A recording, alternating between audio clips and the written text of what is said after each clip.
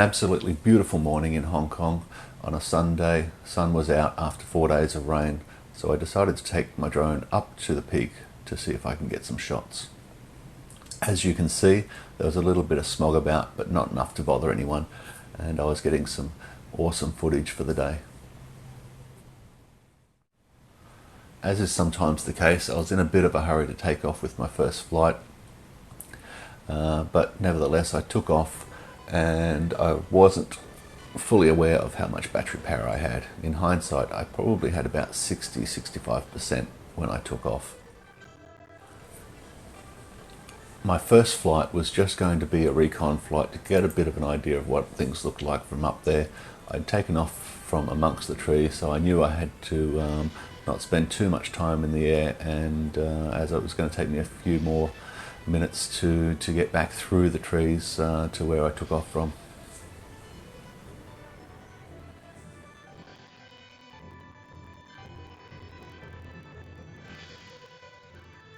So my second lesson is don't get immersed in your viewfinder. I was having a great morning. The views were great, and before I knew it, I was so immersed in what I was seeing that I wasn't taking notice of anything else around me. Fighter pilots in World War II would call this target fixation, where they would be so focused on the target when shooting at them, they would potentially fly straight into the ground or into another object as they were only looking at the target.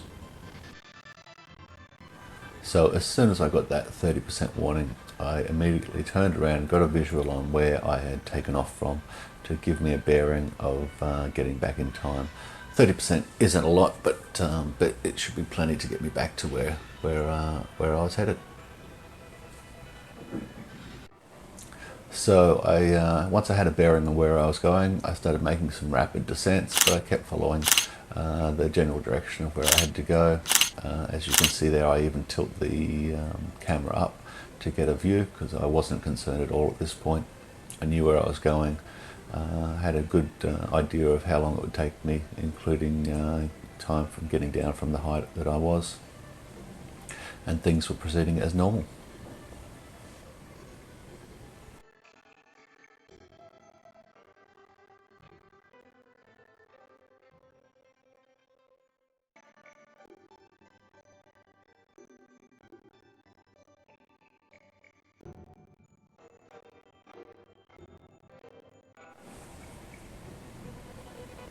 And just as I was making some small adjustments to follow the path to where I was, battery level is low. The aircraft all of a sudden will go to the home control. point in 10 seconds. Bob has decided that I am no longer the pilot. And as he rightly shows me, I'm heading for the wrong $1 million mansion. So I take back control, because it's always faster to fly yourself than let return to home do it, and start moving towards the mansion. I also knew something that Bob didn't, that I didn't set my return to home where I was. I set it in the air, and I was above trees, so I certainly didn't want Bob landing himself, as he wouldn't navigate through the trees.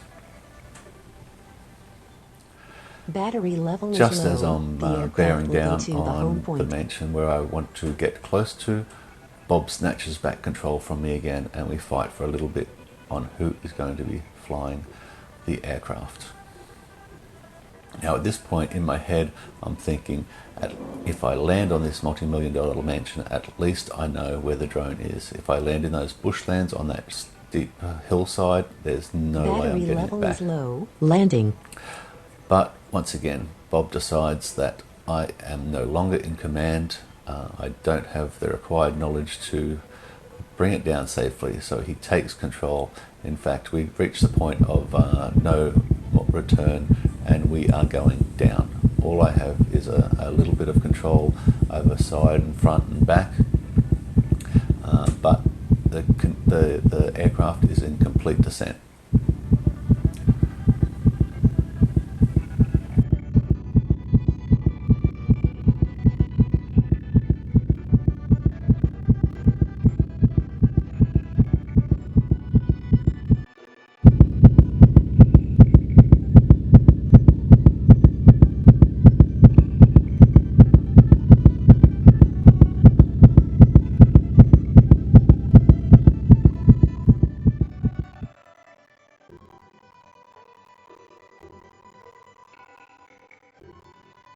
So I would recommend that you actually prepare for and practice some controlled fast descents.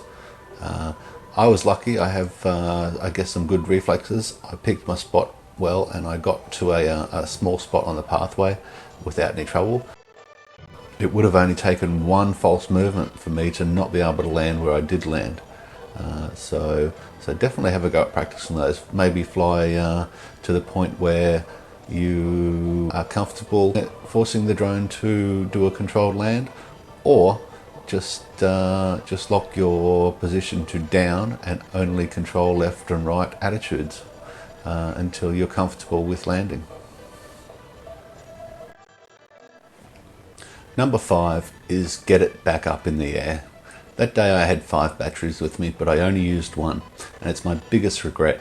It's not the risk of losing my drone, the risk of destroying my drone, but the fact that I did not get it back up in the air and spend 4 more batteries getting great footage on a great day, and every day since then has been overcast or raining.